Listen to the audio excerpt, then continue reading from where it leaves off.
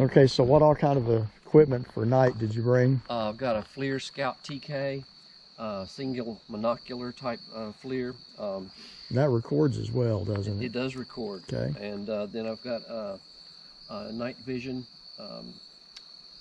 infrared night vision scope. We've got parabolic microphones. We've got some audio recorders. So cool.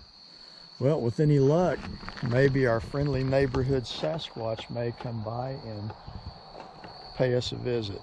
So until a bit later, we'll come back and hopefully have some interesting stuff. Aaron, it looks like it's a break right there, but I don't know how old that is. yeah, there used to be a big break on this tree, and Hey, we got somebody else with us here. Now, what is your name? My name is Chris. Chris.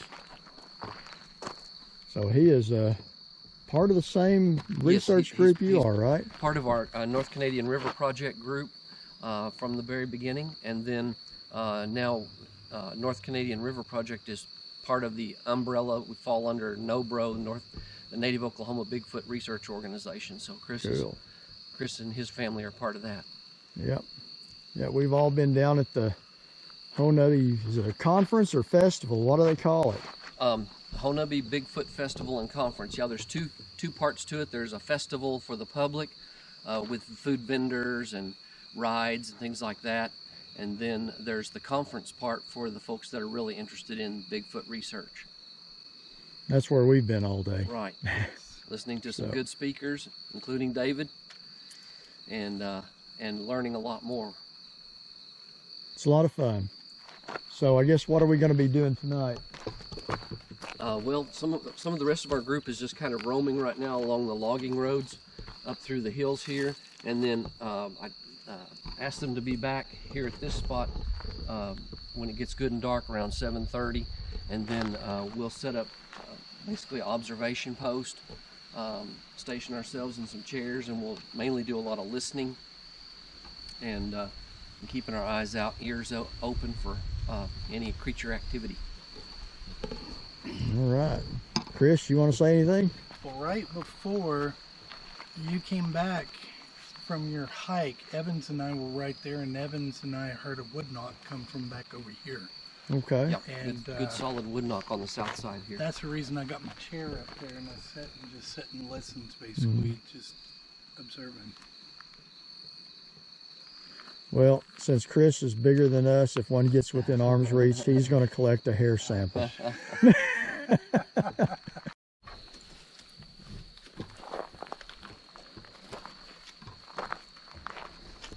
What are you doing, Evans?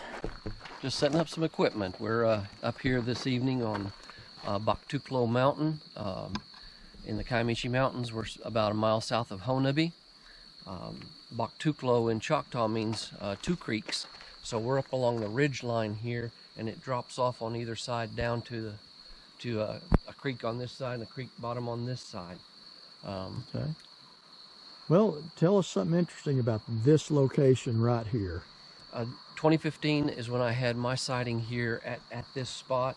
I was on one of the Kiamichi Mountain Adventures Bigfoot expeditions, and they brought us up here the second night, and we did much like we're doing tonight. We set up along this old Forest Service road, lumber road, and our group was assigned, there was about 8 or 9 of us. We were assigned to watch different areas. There's a road behind us, a road that goes up the hill behind us there. And so my brother and I were watching down this way, looking back west, and right down there where there's the little low water dip is where, and it was about this time, it was dusk, where I saw something peek out from the side, from the north side, and I nudged my brother and asked him if he saw that, and he said yes. And then as soon as he said that, then it just stepped across the road and then went down the hill. Just that quick, just a second. So that's probably about 50 yards down there, roughly. Yeah, and it wasn't like the Patty creature figure. It was tall, lanky, looked skinny, and it kind of had tuft of hair. He didn't really have a conical head, but he did have some hair sticking up on top. We just saw the profile view as it stepped across the road. So I think it leaned out to see what our group was doing, and then stepped across the road. Because we had folks looking, different directions, but there was stuff happening from the moment we got here that night. Hey, let's walk down there. Okay. Take a look at that area. Sure. If you guys recall, Evans was on my podcast here several months ago, and he talked about that and told us about it. But it's a lot different deal to be on site. Yeah, you can see that the trees come right up to the edge of the roadway. And yeah, it always gives you such a better perspective when you're actually there and can see the area it happens. So was it down at the bottom of the dip, or? a little bit, yeah. It was kind of where the water collects there across the road. Of course, the road's in a lot better shape than it was then. They're building some cabins up in this area, so now they've got wonderful. a fairly decent gravel road. But back then it was just all the native sandstone. A pretty rough road, and a little more difficult to get up here as things open up. Yeah, I'm actually not happy about them opening up everything like this. Wilderness is shrinking, unfortunately. But from the time we had got there that evening, we were hearing noises off on either side. So that drops off pretty steep, just a little ways off the road. Right, in some spots you can see the creek down there. Yeah, I can actually see the creek through the, and we were just down there a few minutes ago. This is steep here too, so it crossed right here. Yeah, right in here, but if you look, there's kind of, well, that tree is falling down now, but there's kind of a more gentle slope that runs that way. Mm-hmm. And there's also the same thing on the other side of the road. Yeah, that tree got knocked down by one of these thunderstorms that come through here. Right, but there's almost a trail that goes down the side there. So it's not as steep. What's interesting is not as steep in this spot as it is just a few yards away. And on the north side of the road, there used to be some large tree breaks here. You can see where some of these big branches are down.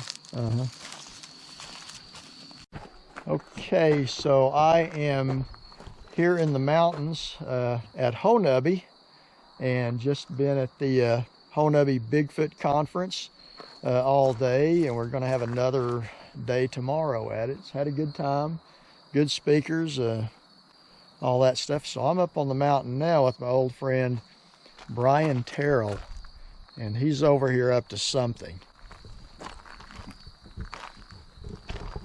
So what are you doing? To wreck my drone. Oh, you're flying a drone. Yeah. So Brian has a drone up flying over this valley down here, and we are staking out this mountain. We're up near the top of this Baktulu Mountain. Baktulu Mountain. I think Troy Hudson said it means it's Choctaw for between two rivers or something. Oh, okay. You have to ask Troy. So anyway, I followed Brian up here, and his friends already took off down the mountain there. So Possibly dead. no, he's all right. So anyway, so where's that drone at? I don't know. I'm flying with the camera, so I think I'm over there. Okay. So you're pretty sure it's not stuck in the top of a tree somewhere? Yeah, it's 114 feet in the air and 390 feet away. Wow. Coming back. Oh, there it is right there. You can see it. I guess I better fly it. Hopefully it's picking that drone up.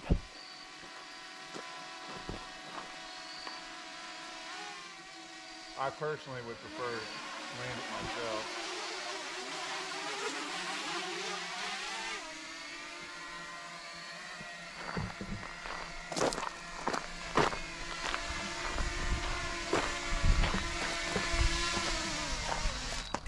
Like an expert. I just got it. Did you really? Yeah.